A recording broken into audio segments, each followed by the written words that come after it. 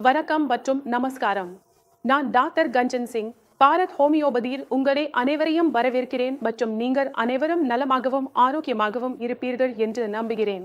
இன்றைய வீடியோவில் ஒரு சிறுநீரக செயலிழப்பு நோயாளி வெங்காயம் சாப்பிடலாமா அல்லது சாப்பிடக்கூடாதா என்பதை பற்றி நான் உங்களுடன் பேசப் போகிறேன். அப்படியெனில் வீடியோவை தொடங்கலாம். சிறுநீரகத்தின் செயல்பாடு பாதிக்கப்படும் போது நம் உடலின் சில அளவுகள், உதாரணத்திற்கு கிரியேட்டினின், யூரியா போன்றவை மாற்றம் அடைய ஆரம்பிக்கின்றன. அவை அதிகரிக்க ஆரம்பிக்கின்றன ஏனெனில் நம் சிறுநீரகத்தின் வேலை அதுதான். நம் உடலில் உள்ள கழிவுப் பொருட்களை, உதாரணத்திற்கு கிரியேட்டினின், யூரியா ஆகியவற்றை வெளியேற்றுவது மற்றும் நம் எலக்ட்ரோலைட்களை சமநிலைப்படுத்தி வைத்திருப்பது சிறுநீரகத்தின் முக்கிய பணி. சோடியம், பொட்டாசியம் ஆகியவற்றையும் சமநிலைப்படுத்தி வைத்திருப்பது அவற்றில் அடங்கும். ஆனால் சிறுநீரகத்தின் செயல்பாடு பாதிக்கப்படும் போது, சிறுநீரகம் தன் முழு திறனில் வேலை செய்ய முடியாத போது அது பொட்டாசியத்தையும் சரியாக சமநிலைப்படுத்த முடியாது. அந்த மாதிரியான நிலைமையில் நம் உடலில் பொட்டாசியம் அதிகமாக இருக்கும். இதனால் நோயாளிக்கு இதய நின்று போகும் அபாயமும் அதிகரிக்கிறது. அப்படியானால் வாருங்கள், ஒரு சிறுநீரக செயலிழப்பு நோயாளி வெங்காயம் சாப்பிடலாமா இல்லையா என்பதை தெரிந்து கொள்வோம். என் ஓபிடியில் நிறைய நோயாளிகள் வருகிறார்கள். அவர்கள் கேட்கிறார்கள், மேம், நாங்கள் வெங்காயம் சாப்பிடலாமா? வெங்காயம் இல்லாமல் சாப்பாடு ருசியாக இருக்காது என்று சொல்கிறார்கள். நாங்கள் சாலட் வடிவிலும் வெங்காயம் சாப்பிடுகிறோம். அப்போதுதான் சாப்பாட்டுக்கு ருசி கிடைக்கிறது. அப்படி என்றால் நீங்கள் சிறுநீரக செயலிழப்பு நோயாளி என்றால் வெங்காயத்தை சுலபமாக சாப்பிடலாம், ஆனால் குறைந்த அளவில் மட்டும்.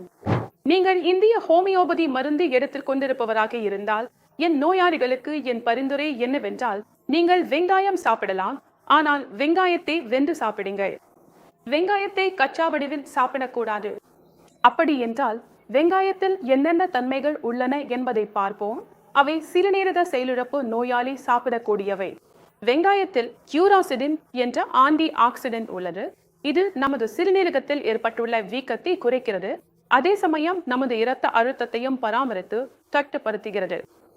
பலரின் சிறுநீரகம் அதிக இரத்த அழுத்தம் காரணமாக பாதிக்கப்படுகிறது. மேலும் அவர்களின் அளவுகள் மெதுவாக அதிகரிக்க தொடங்குகின்றன. அதனால் நீங்கள் உங்கள் இரத்த அழுத்தத்தை கட்டுப்படுத்த விரும்பினால் இதன் மூலம் உங்கள் கிரியேட்டினின் மெதுவாக குறையலாம். உங்கள் யூரியா மெதுவாக குறைய, உங்கள் பொட்டாசியம் சமநிலையில் இருக்க நீங்கள் வெங்காயத்தை எளிதாக உபயோகிக்கலாம். வெங்காயத்தில் இன்னொரு சிறப்பம்சம் என்னவென்றால் அது உங்கள் சர்க்கரையையும் பராமரிக்கிறது. பலருக்கும் அவர்களின் சிறுநீரகங்கள் சர்க்கரை காரணமாகவும் சேதமடைந்திருக்கின்றன. அதே நேரத்தில் இதில் வைட்டமின் சி உள்ளது. இது நம்முடைய நோய் எதிர்ப்பு அமைப்பை சமநிலையில் வைத்திருக்கிறது. நம்முடைய நோய் எதிர்ப்பு சக்தியை மேம்படுத்துகிறது. மேலும் வெங்காயத்தில் உள்ள சல்பர் சேர்மங்கள் நம்மை புற்றுநோயிலிருந்து காக்கின்றன. அதனால் நீங்கள் வெங்காயம் சாப்பிடுகிறீர்கள் என்றால் அது உங்களுக்கு நன்மை தரும், தீங்கு செய்யாது. பலர் சொல்கிறார்கள், மேம், நாங்கள் வெங்காயம் சாப்பிட முடியாது, ஏனெனில் அது மண்ணுக்குள் வளரும். மண்ணுக்குள் வளரும் அனைத்து காய்கறிகளிலும் பொட்டாசியம் அதிகம் இருக்கும். அப்படி இருக்க நாங்கள் வெங்காயம் சாப்பிடலாமா என்று கேட்கிறார்கள். நிச்சயமாக நீங்கள் வெங்காயம் சாப்பிடலாம். நான் ஆரம்பத்திலேயே சொன்னது போல நீங்கள் வெங்காயம் சாப்பிடலாம். சமைத்து சாப்பிடுங்கள், ஆனால் குறைந்த அளவில் சாப்பிடுங்கள். நீங்கள் அதிகமாக சாப்பிட்டால் அதனால் உங்கள் பொட்டாசியம் அளவு அதிகரிக்கலாம். நீங்கள் குறைந்த அளவில் வெங்காயம் சாப்பிட்டால் உங்கள் சிறுநீரக செயல்பாடு மேம்படும்.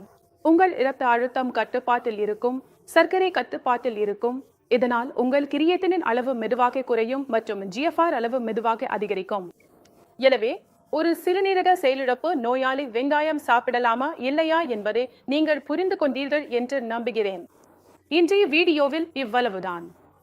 இந்த வீடியோ உங்களுக்கு மிகவும் பயனுள்ளதாக இருந்திருக்கும் என்று நம்புகிறோம். அடுத்த வீடியோவில் மீண்டும் சந்திப்போம். அதுவரை உங்களிடமிருந்து விடை பெறுகிறோம்.